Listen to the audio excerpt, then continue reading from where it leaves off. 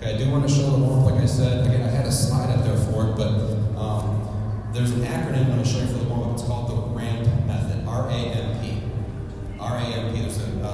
He's got a PhD, he's a scientist, the National Strength and Conditioning Association. He's on the board of directors. This is his. I'm just using it's not his exercises, but it's acronym I'm going to use here today because it's easy to remember.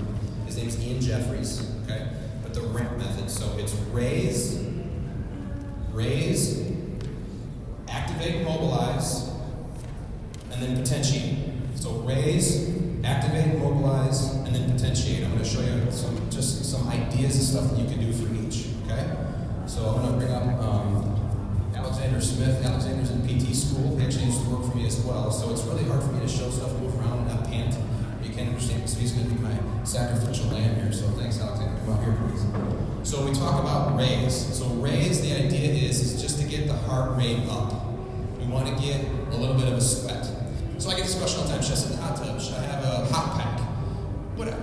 I don't care. If you wanted this stuff, fine, but unequivocally, exercise, movement raises body temperature and tissues better than doing those passive things.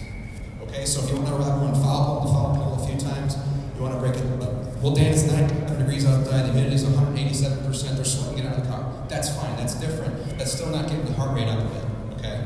So let's just say, we'll just go through this really quick, since you guys got your questions out of the way. So I got my notes here, so I don't forget things here. So again, we're still in the rate part. So we'll just jog on the straight line. So we're just going to jog forward. You don't have to do this stuff, I'm just giving you ideas, okay? So what you might do is line up on the foul pole, or on the baseline, and go maybe towards second base in the outfield. So forward and back pedal. So you could do some jumping jacks if you wanted. Again, and I would say if you have younger kids, basic fundamental skills like this, because all they're doing is working on skill, they can't do a bloody jumping jack. Like, you want to blow a kid's mind, have them do a jumping jack, moving their arms this way instead of out to the side with the rest of their body. Because it's totally, they're not taught to think that way, but that's athleticism.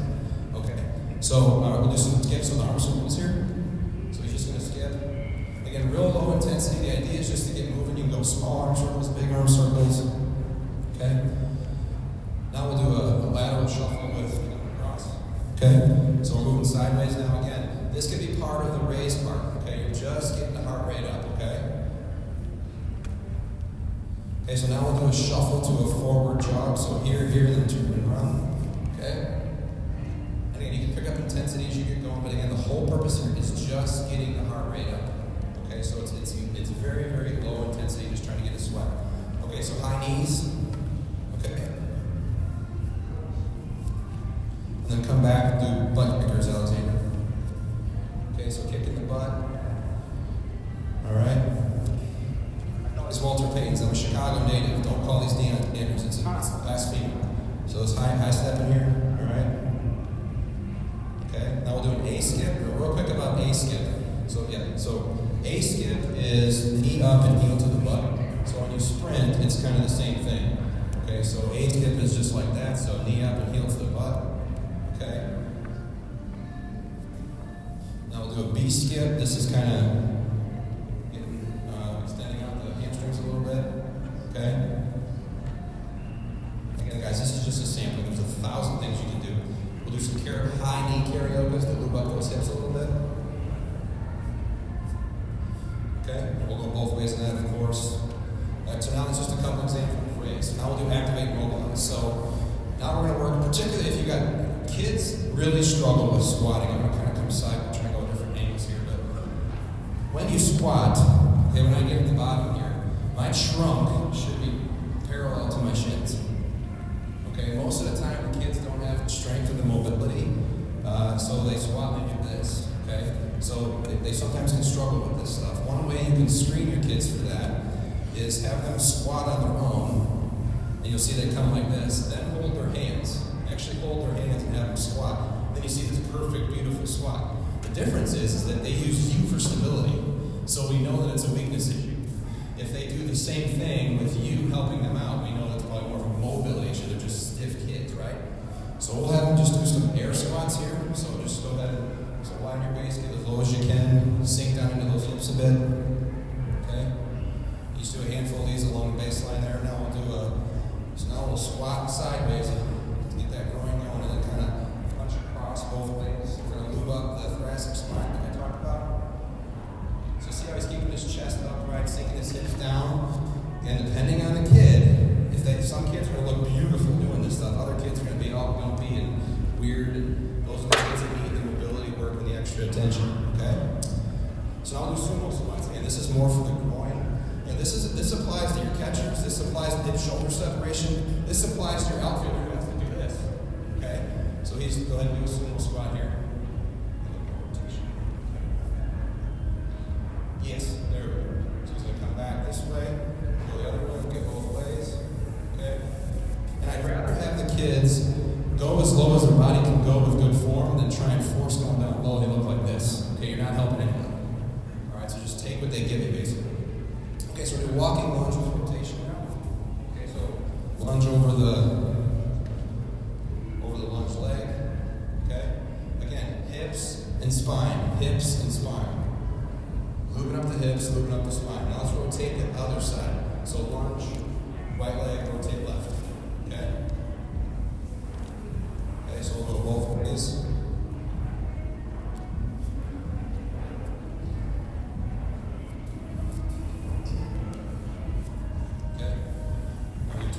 So this is kind of, again, moving up those hamstrings a little bit. You see here, none of this stuff is static stretch. This is movement. Okay? And this goes a lot faster than I'm showing you guys. This goes a lot faster. This is my absolute favorite for catchers. And actually it's great for hip mobility as well to help dog walks. Okay?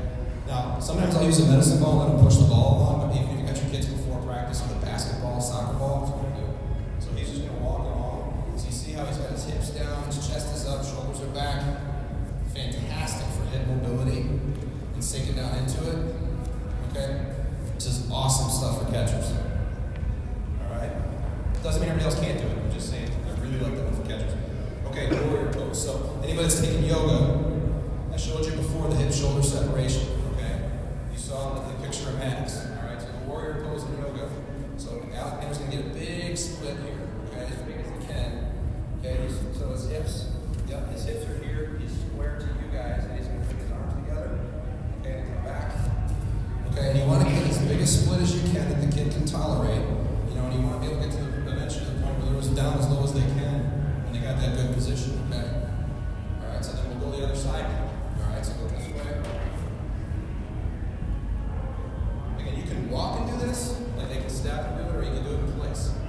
Alright, but we're going both ways here. So it's really good mobility there, Alexander. Thank you. So now a hurdle step. So I want you to pretend like you got track hurdles. You're going up, down, up like this. Up, down, up like this. Okay, and then of course you're going to go both ways. So an ankle lunge. Ankle is just specifically to move up the ankles. So all he's doing here is keep the heel down and the knee as far forward as he can, and then step forward like that. Pretty much, I would say 90% of the injuries we see are ankle, hip, or thoracic spine issues. Weakness or mobility or stability problems, okay? So that's all we're doing here is just to move up those ankles a bit. And lastly, some spine mobility, okay? So really what you're doing here is just you can reach down like this, come up and around, go almost make like a big circle, go both ways, okay? You've done a lot of the thoracic spine stuff with the rotation. That's just for your low back. Okay, so that's activate, mobilize. Now the last one's potentiate. What potentiate means is effectively you're priming the system for power. Okay, and that's really what it's a central nervous system thing. So I guess I'll just say it and not get too sciencey here. Okay. So we're gonna do some. Basically, now you're doing more explosive stuff. We want to prime them for explosiveness. All right. So let's do some ankling. What he's doing here is he's pulling his toes up, kind of like a bunny hop, but pulling his toes up like that. You can do a double leg or single leg. Okay? Okay, now we'll do a power skip. So I showed you the low intensity skip earlier. This one is like tell the kids, reach for the ceiling, pretend like you're the biggest layup, the highest you can get on a layup. Okay, so this is a power skip. High as you can. Okay, again, you're priming the system for power. Baseball is a power sport. We want to tune the nervous system for explosiveness. All right? Now we'll do a bounding. So bounding is the horizontal component of this. So we just did vertical power skill. Now we're going to do bounding. So go ahead and show bounding. So big, wide arm swing for that horizontal explosiveness, okay? Now tuck jumps. All right? So we've done this with a couple more videos. All right? PTP, help, right? So this is a tuck jump. So yeah, just you can do this in order, please, actually. It's a good question. So you drive the knees to the chest, hit the ground and jump back up. Okay? Now long jumps. Okay, so this is just basically a vertical jump. This is one of these things I'm showing you. People are going to be like, what are those guys doing? You're doing the right stuff. The problem is nobody wants to do anything different. You want to look weird. Alright? But this is the right stuff to do. Alright? Then the last thing that we'll do is a half kneel to sprint. So you're going to be in this position here, okay? And so you're going to, you can go forward with this. You can go both legs, right leg forward and left leg forward. Now, so it's a half kneel sprint. So you're here, and it's on his move. He's going to bust out of it. So go ahead and just go for 10 yards. So he'll sprint from there. And we'll also do a lateral one too. So just like if you're going to be stealing a base. So you're like this, and on his move, he's just going to turn around. Good, just like that, okay? Any variation of it, you guys are late, whatever, you don't have a lot of time to throw, that's fine. But just think about what I just said there, the ramp, the raise the heart rate, get them a little bit of a sweat, activate, mobilize ankles, hips, thoracic spine are key, and then you've got to do some explosive stuff after. Okay, again, prime the system for power. Any questions about that? I only ran 5 minutes long, so I got started 10 minutes late, so any other questions? I said you have my email, DanielSLorenz@gmail.com. Any questions? Question, yeah. What's that? Time frame on the ramp. I mean, typically a warm up, I would say 5 minutes or so on the raise part, 5 to 10 minutes on the raise. All right, and then another 10 minutes or so on the activate, mobilize, and potentiate. So if you spend a good 15, 20 minutes total, that's a good amount of time for you. And maybe a kid would need electrotendon care, they should get there 5-10 minutes before everybody and really work on their hip mobility and things like this. Because you're going to see a wide array. You're going to see a nice pretty squat like we have, then you're going to see garbage too. So, as you guys know, it's the more challenging ones. What other questions? Cool downs. Okay, good question. So, the biggest thing, well, for what it's worth, that's not one of those ones again. People ask about cool downs, but there's really not a ton of literature that says you have to do it. Normally, having a light jog kind of flush the system. Some of our basketball, football guys have always suggested ride the exercise bike to just flush the knees a bit. All the planting and cutting and stopping and starting just tends to raise products in the joint. Afterwards, though, full rolling the lats, doing that genie stretch, some of those static stretches that I showed you early on are really ways to quote unquote cool down. But I mean, you know how it is. You guys meet after games, you meet in the outfield, everybody takes a knee, you guys talk, so the heart rate's coming back down. Those kind of things are happening anyway. But that's the time to do the static stretching and the foam roll stuff. What about between games? Play a game, you don't work out. That's a great question. Yeah, if you guys play these games. So the question was between games. Well, first of all, hydrate.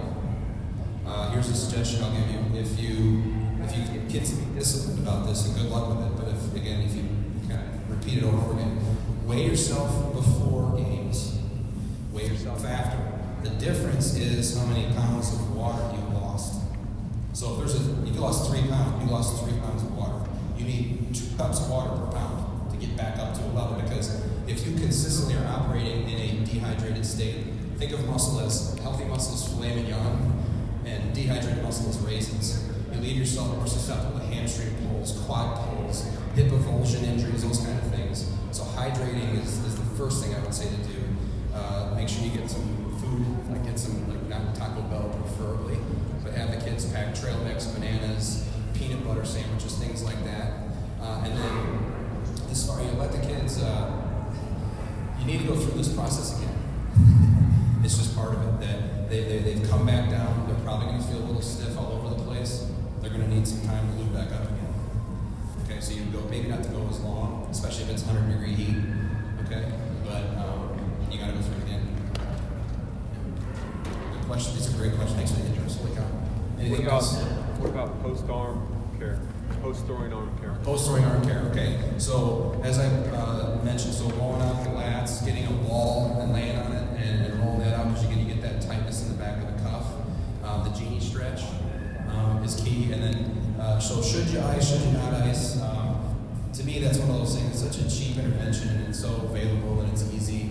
I mean, to me, even if they're asymptomatic and they're not having any trouble, I would ice anyway. And there's no reason not to, I guess. But other than that, is there anything specific you were asking about? Band work, I mean. Oh yeah, so I didn't talk a lot about band work.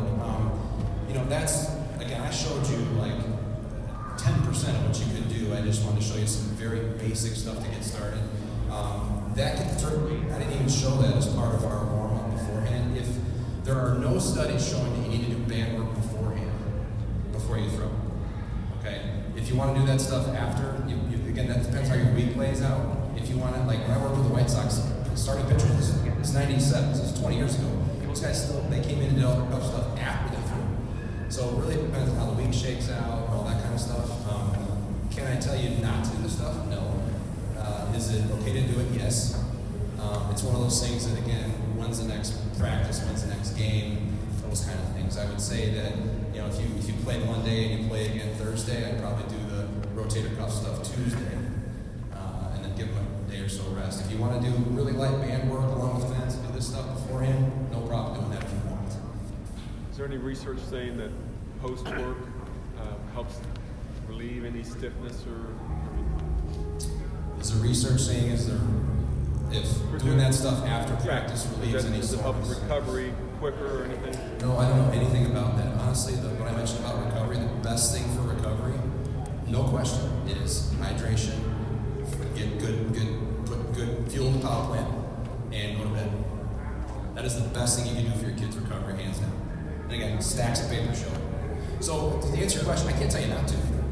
I really can't. Like if you want to do it, it works for you, you've been doing it for a long time, and you think it helps, if the kids think it helps, this is the most powerful pain reliever we got. Right between the ears. Okay? Like if athletes do some weird stuff. If an athlete tells me they want to rub peanut butter and jelly on their shoulder before they play, whatever. Use chunky ears, whatever. They're not hurting themselves, I guess. So if that's what boys use, the kids like it, if that's what they're used to,